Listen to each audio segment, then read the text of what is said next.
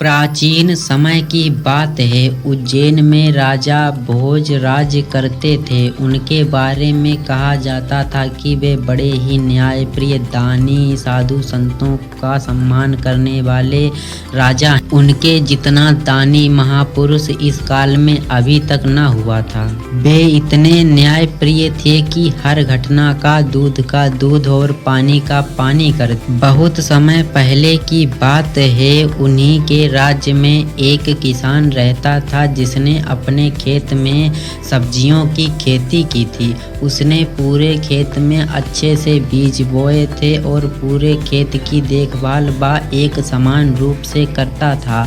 उसके खेत में सब्जियों की फसल अच्छी हुई, लेकिन उसने देखा कि खेत के बीचों बीच एक स्थान पर कोई भी सब्जी या किसी भी तरीके का पेड़ नहीं उगा है। उस किसान ने उसी स्थान पर मचान बना लिया और वहीं से रहकर खेत की देखभाल करने लगा।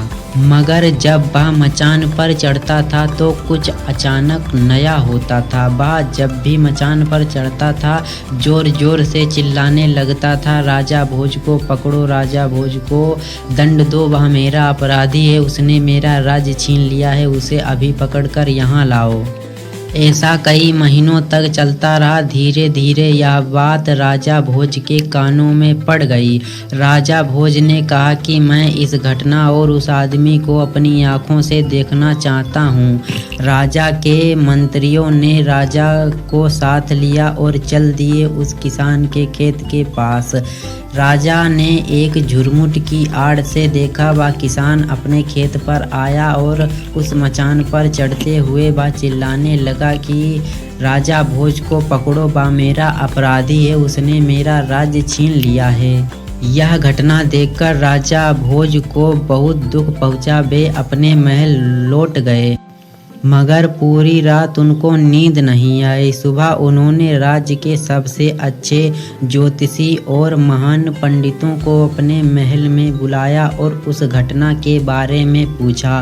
पंडितों ने राजा को बताया कि जिस स्थान पर उस किसान का मचान है, वहाँ उस जमीन के नीचे जरूर कोई दिव्य मूर्ति या किसी महान राजा का सिंहासन है।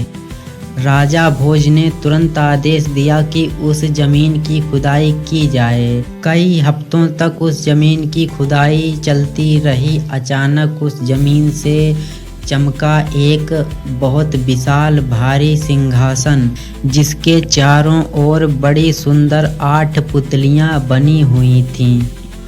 उस सिंहासन में बड़े कीमती हीरे जवाहरात जड़े हुए थे, जिनकी चमक से वहां खड़े सभी लोग प्रकाशित हो रहे थे। राजा ने आदेश दिया कि सिंहासन को बाहर निकाला जाए, मगर कोई भी उस सिंहासन को जमीन के बाहर न निकाल सका।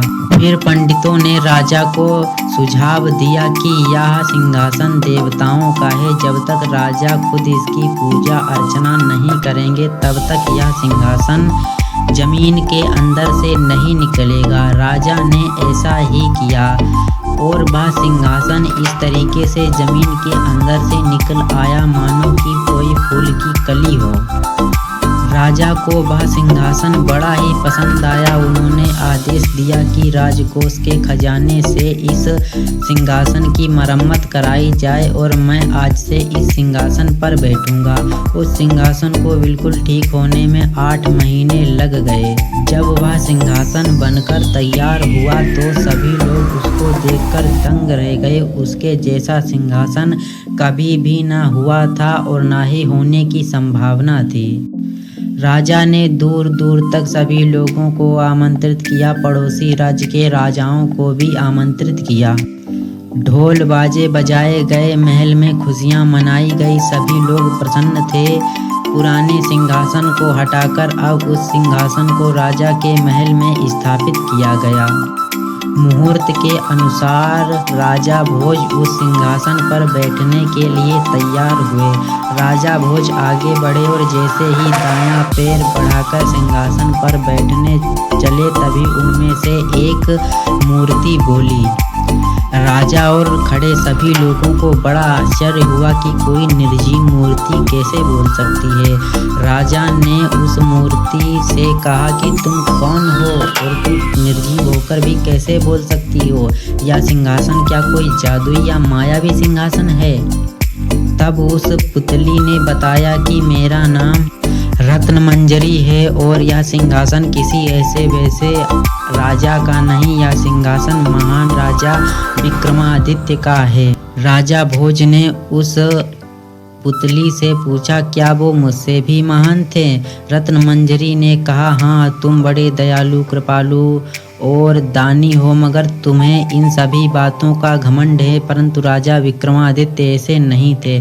तब राजा भोज ने कहा, मैं कैसे मान लूं? तब रत्नमंजरी ने राजा भोज को सुनाई एक कहानी।